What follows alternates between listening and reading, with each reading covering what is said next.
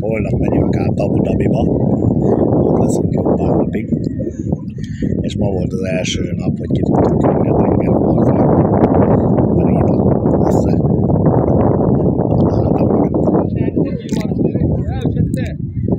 Mert annyi minden látnivaló van itt, hogy az iszonyat. Tehát itt azért tegnap beszélgettünk este egy taxissal, hogy Alapárlában mondtunk azafele, hogy valahol még 5 éves ivatagbolgos, meg házak vannak, meg tornyok.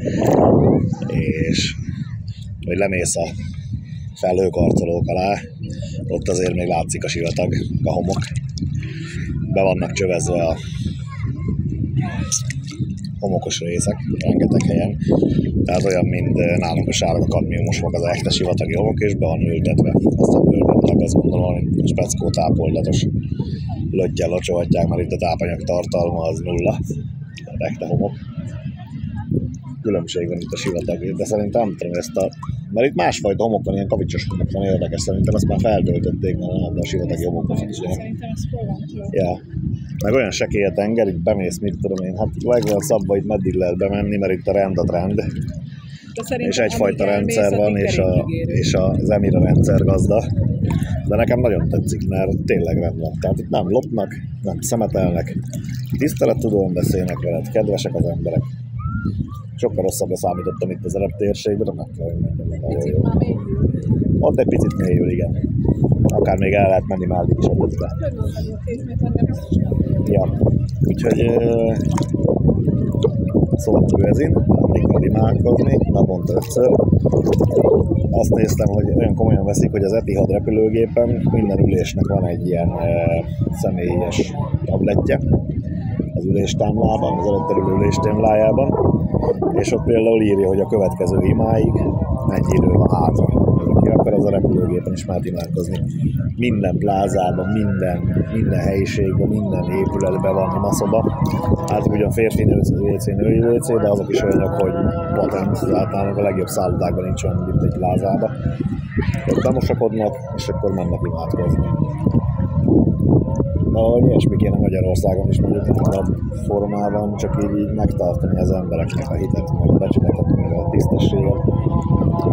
Olyan szinten fossák minden kamerázva, hogy nem tudsz 3 lépést tenni, hogy ne menjél bele egy kamerába. A taxikba külön kamera figyeli az utast, külön kamera figyeli a taxisofőrt, a taxisofőrök is full kedvesek, nem ilyen tahóparasztok. Amennyit megy a taxaméter, annyit fizetsz, nem keringülnek össze-vissza a városban, mert GPS-be beüti, hogy hova akarsz menni.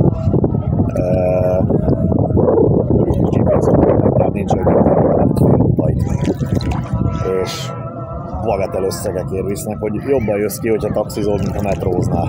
Így időbe is, mert filléres tétel tényleg. Tehát így magyar szemmel kijössz ide, és egyszerűen ezt már többször elmondtam, nem tudod eldönteni, hogy most Dubaj kurva olcsó, vagy Magyarország rohadt drága. Magyarországon 10-szer ennyiért taxizol. Ez horror. Tehát bemész egy étterembe, és annyira eszel, mint Győrbe. És egy világvárosban vagy, nem is kicsiben. És ez egy ilyen, körülbelül olyan, mint Frankfurt Európában. Tehát elképesztő dolgok vannak itt, elképesztő léptékek. Elképesztő ez az egész, amilyen ütemben építkeznek. Hogy néztem tegnap például, hogy bent a belvárosból voltunk, ott ilyen hatalmas, meg betonkocka cölöpök vannak leverve, nem tudom milyen mélyen a földbe, de ilyen nincs.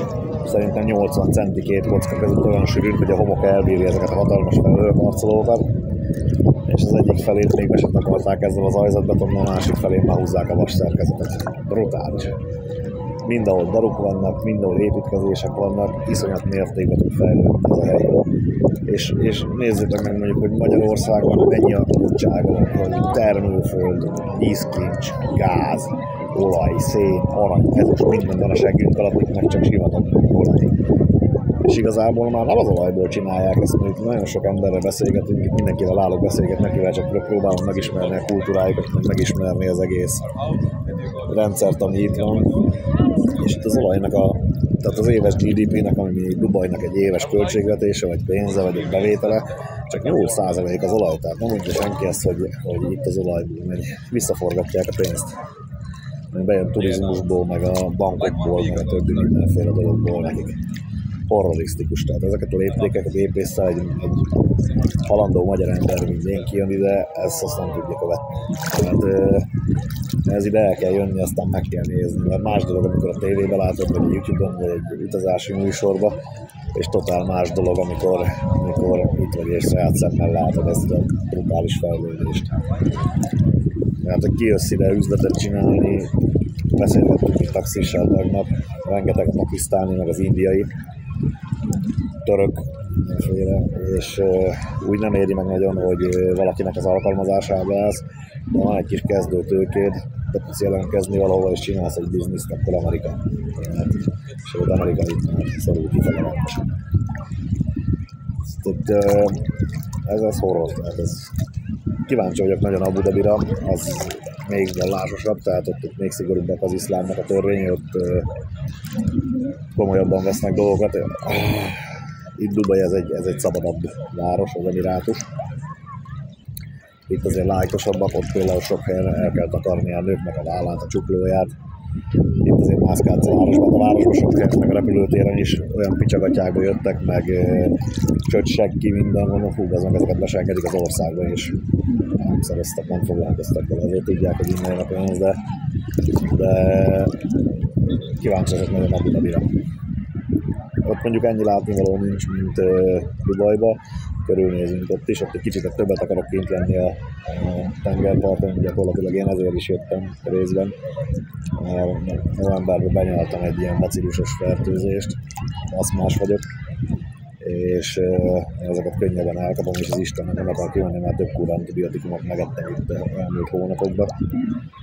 És ezt a légcsőgyulladást nekem általában nagyon jól lehúzza a tengerpart, azért járunk nagyon sokat mostanában a tengerpartra, azért medegőjek meg 50 évesen. Úgyhogy most éppen kúrálom magamat itt a sós vízbe. Ízületi gyulladásokat is mindent nagyon jól lehúz, úgyhogy ez meg a másik cél. Közben itt egy halacska meg akar enni, itt nagyon ismerkedik velem. Szalam alaikum! Ne egyél meg, légy. Lehet ilyen bóccal, vagy nem tudom, minek hívják, amik így leszedik az emberről ezt a pikkeit, az állatbőrréteget. Szóval azt mondom, hogy akinek van rá kerete, egy lehetősége, pont az egyik kollégámmal beszélgettem, mielőtt eljöttem, hogy ő tömös cigit szív, és ilyen 60 000 forintban neki így is havonta a cigarettája.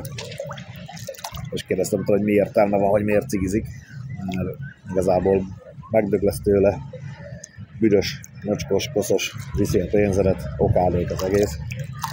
Mondom, azt a 60 000 forintot a mamája, mert a mama is, meg ő is, ott van papír. Azt mondom, 120 000 forint egy hónapba. Ha mondom, csak 10 hónapot félraksz, abban már egy nagyon cifra nyaralásra el tudsz menni. Mondjuk ide el tudnál jönni kétszer. Tehát azt mondom, hogyha van lehetőségetek, akkor ismerjétek meg más kultúrákat. Bánom én is, hogy 40 évesen jöttem rá, hogy el kéne menni mindenfele a világba. Előtte is voltam, de azért nem ennyit. És érdekes dolog. Teljesen megváltoztatja az embernek a gondolkodásmódját, a szemléletét, a világra lehetett képét. Hogyha elmész és személyesen nézel meg dolgokat, nem csak National Geographic-on. Meg olyan érdekes dolog látni, hogy ezt a tévében láttam, ahogy épül például, és most itt vagyok a tövében. Meg nagyon sok minden másik. Na jól van, megyek ébickolni. Sziasztok!